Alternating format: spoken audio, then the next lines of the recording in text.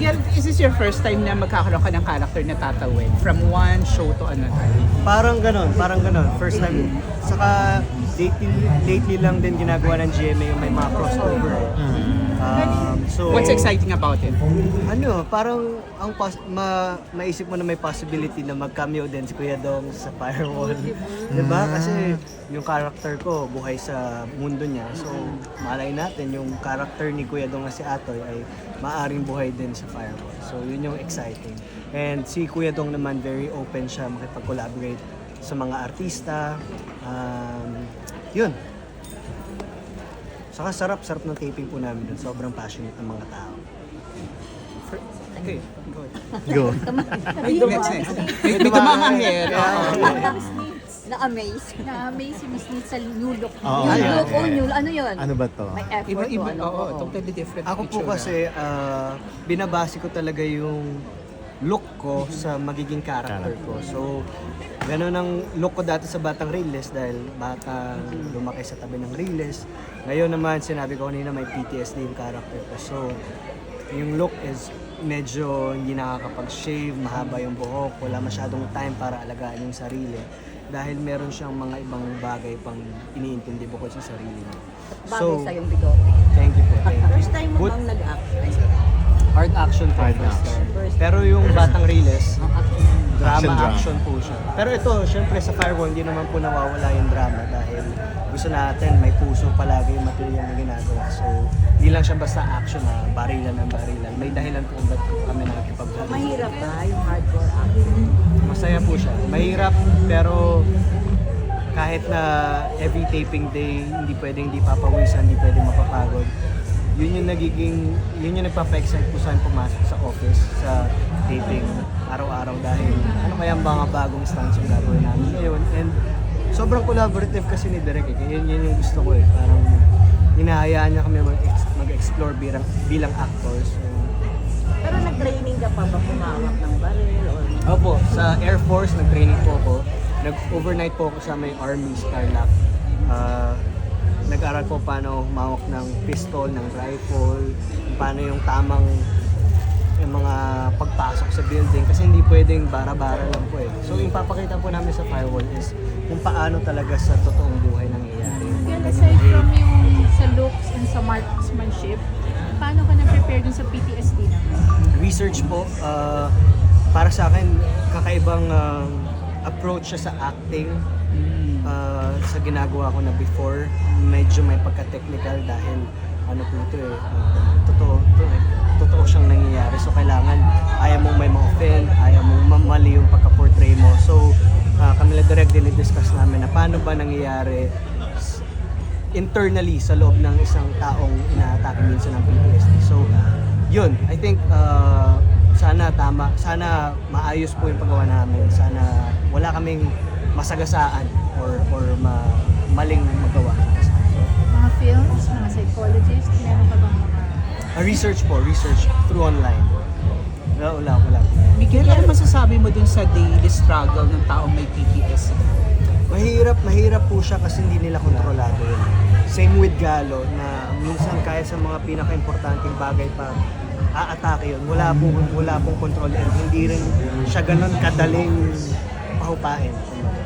May mga nakakausap po ako na sinasabi nila na minsan kalahating araw naglalast yun. So, mahirap po talaga. Miguel, hindi kayo nakasagot kanina doon sa kung na-experience nyo na ba? Ako po, wala po eh. Kasi hindi po ako talaga palabukas ng inbox ko. So yung mga scammer siguro, ano ba, tagal mag-reply nito, wag na nga. Tamad! Medyo, di ba?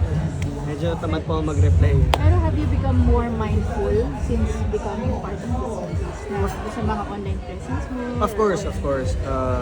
Kailangan ginagamit natin sa tama yung social media ngayon. Lalo na ngayon na yung mga tao nakatutok talaga sa phone, di ba? Konting maling gawain, parang maaari kang tularan ng mga kabataan. Eh, yun pa naman po iniiwasan ko as much as possible. Kailangan, kung makikita nila ako, gusto ko ma-inspire silang gumawa ng mas mabuti.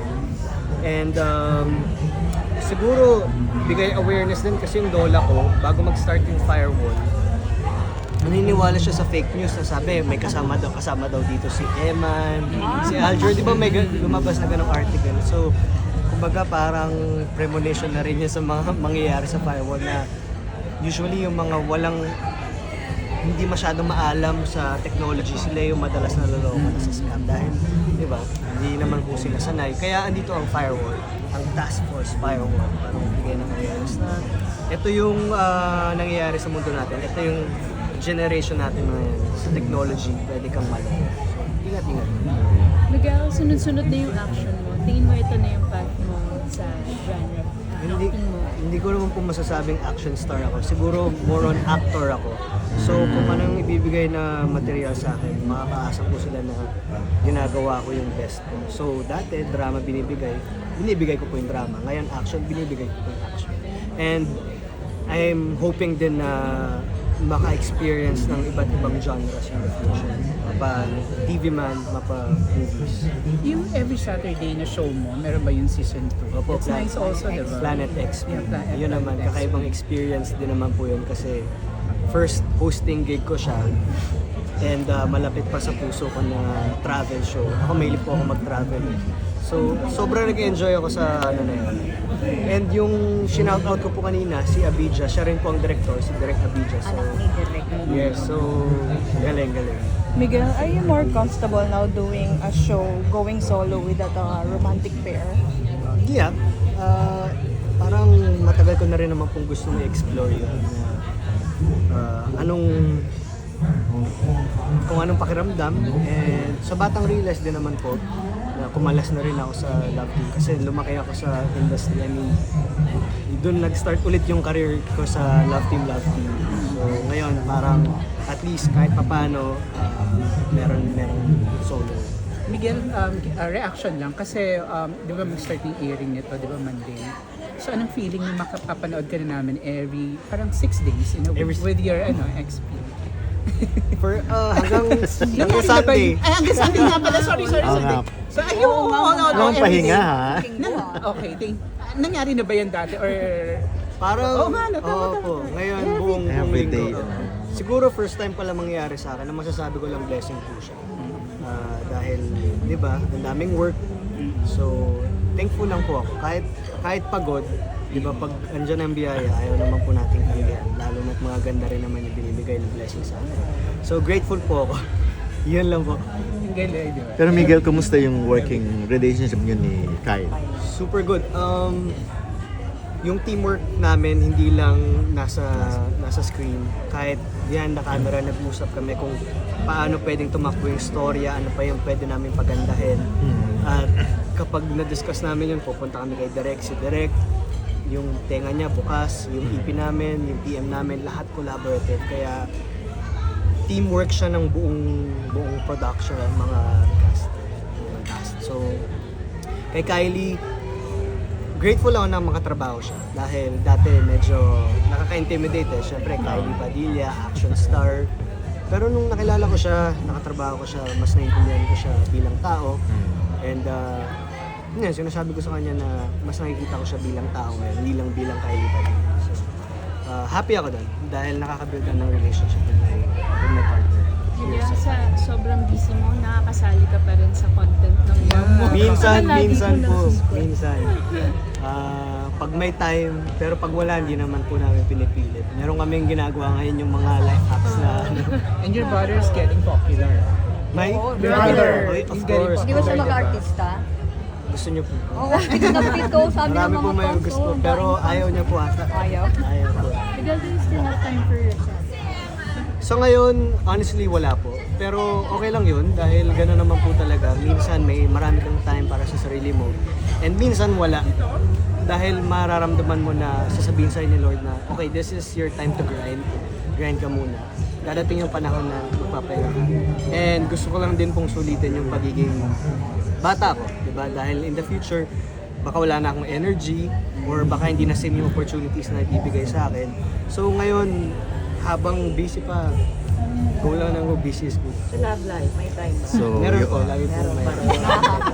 Kailangan balance mo talaga. Sagot, Kahit mahirap. Kasi mahirap may balance. magreklamo, di ba? Hindi naman po. Si Isabel sobrang understanding naman na alam niyang pag may show ako, kilala niya ako na nagpo-focus talaga ako. Passion. Miguel, may nag-comment, kamukha mo ang American actor, Timothée Chalamet. I don't know if I Ay, pronounced yeah. the... I'm sure kilala mo yan si Timothy. Timothée Chalamet. Ano po, na syempre nakakatuwa, pero kahit na hindi ko po na masyadong nakikita yung sarili ko sa kanya, natutuwa ako dahil idol ko po siya. Yung mga projects na ginagawa niya, Have you pinapanood. seen this movie? Opo. Ano ba yun? Opo. Favorite ko yung Beautiful Boy niya. So, para maikumpara kay Timothée Chalamet, masarap po sa pakiramdam. Pero sana hindi lang sa looks, di ba? Gusto ko rin makagawa ng mga materials na ginagawa. Okay. Pero sa akin yung serye, tumatalakay sa mga problema sa bansa natin. Ano naman ang masasabi mo sa nangyayari sa Okay, ang take ko po dyan is last Sunday, nagkaroon po kami ng parang competition sa AOS and ginamit ko po yung platform na yon na i-feature yung mga jeepney drivers kasi apektado po sila sa crisis. Hindi lang naman po sila, lahat tayong mga Pilipino. And sa dulo ng prod, pinili namin yung message ng kanta ng Liwanag sa Dilim kasi kahit gaano kahirap, laging may liwanag sa dilim. Yun lang naman po. Gusto ko lang po maging hopeful para sa mga Pilipino dahil katulad nyo, nakaka-relate po ako sa pinagdadaanan nyo. Alam ko mahirap. Pero may hangganan din. nalulungkot ka rin? Nalulungkot din ako. Ayun po. Thank you po.